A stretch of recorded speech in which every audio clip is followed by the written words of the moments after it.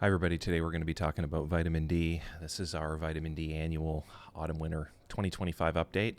Annual being this is the first year we're doing it.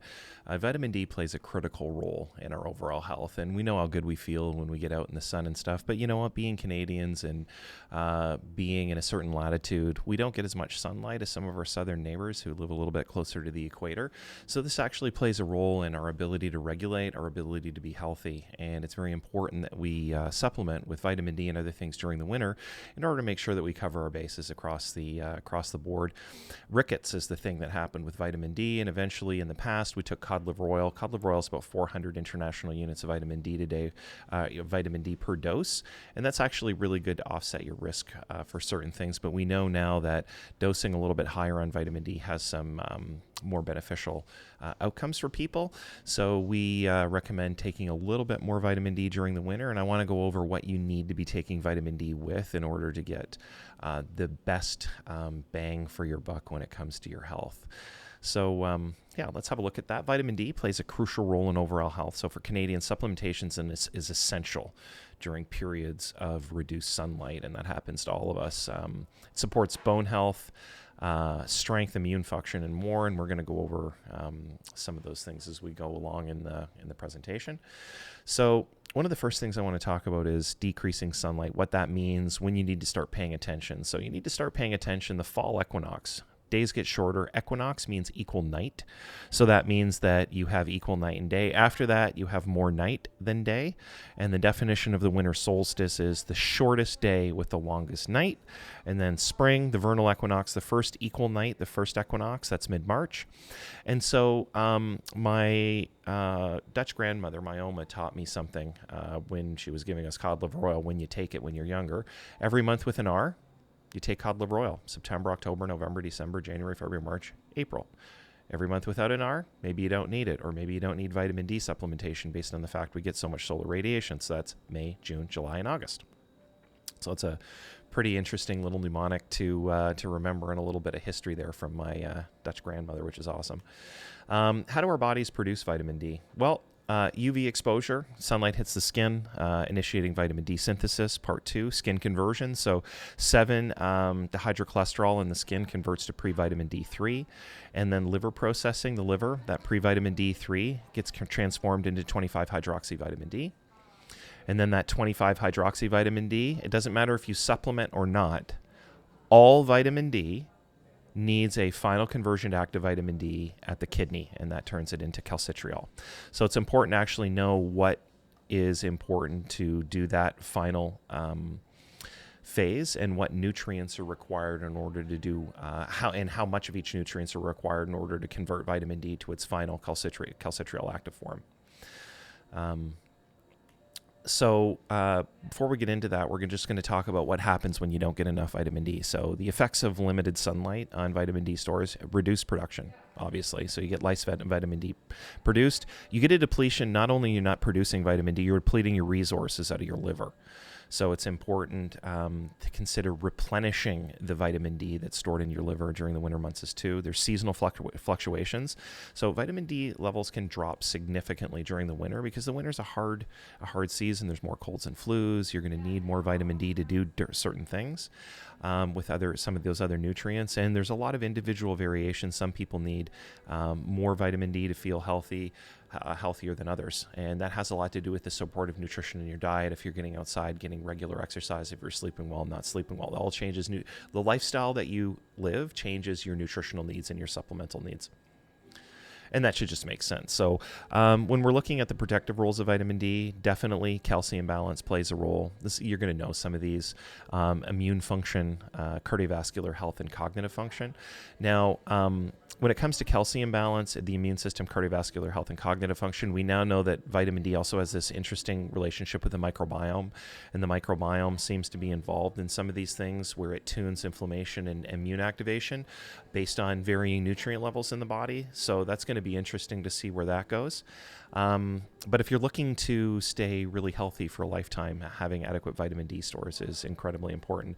So if you're Canadian, the vitamin D status among Canadians, when you're looking at your blood work, you're going to need at least 15 nanomoles per liter.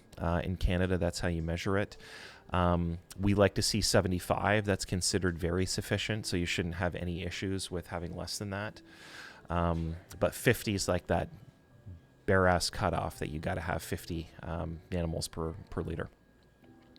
30 or 10% of people in Canada have their vitamin D scores are less than that 50, and 33% actually are less than 30.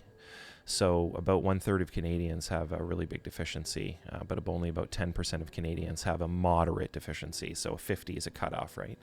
So about 10% of Canadians are definitely deficient, and we had about 1/3 of Canadians that really need some extra vitamin D because it's affecting their health at 33%, below 30 nanomoles per liter.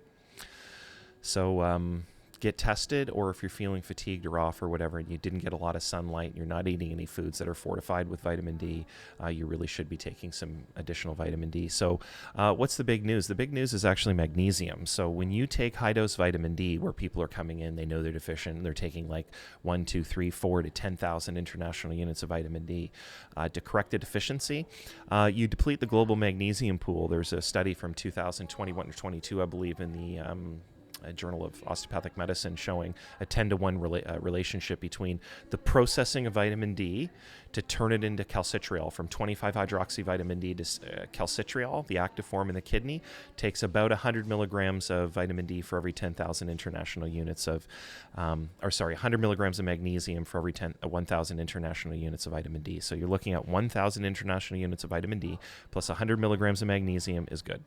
And I just did a little calculation there for you too. If you're taking 2,500, you're going to need 250 milligrams of magnesium. You're taking 4,000, you're going to need 400 milligrams of magnesium to process that.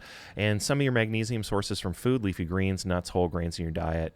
Supplement if necessary. A lot of people find supplementation necessary. Vitamin D is one of our keystone products here. We sell a lot of vitamin D and help people with vitamin D solutions if they have low vitamin D. So you definitely need magnesium. Why is that important? Well, some people get fatigued from taking too much high-dose vitamin D.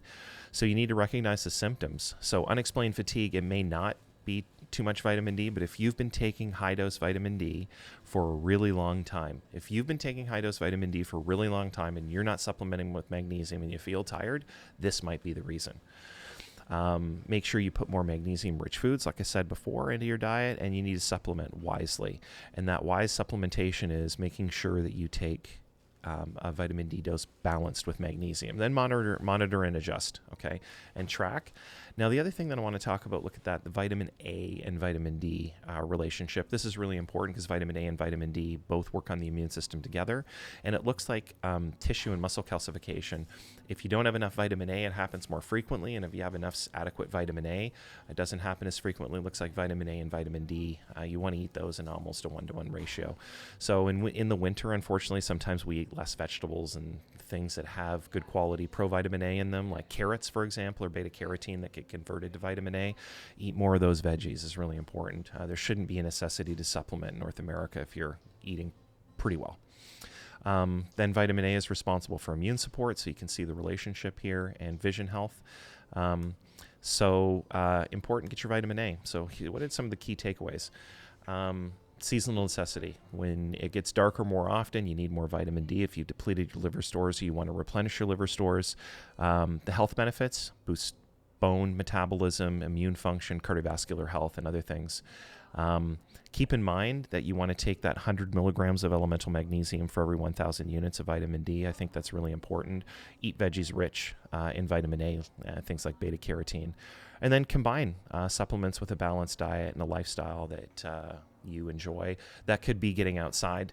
That could be eating with friends and family to offset loneliness. There's a whole bunch of things that go into being healthy.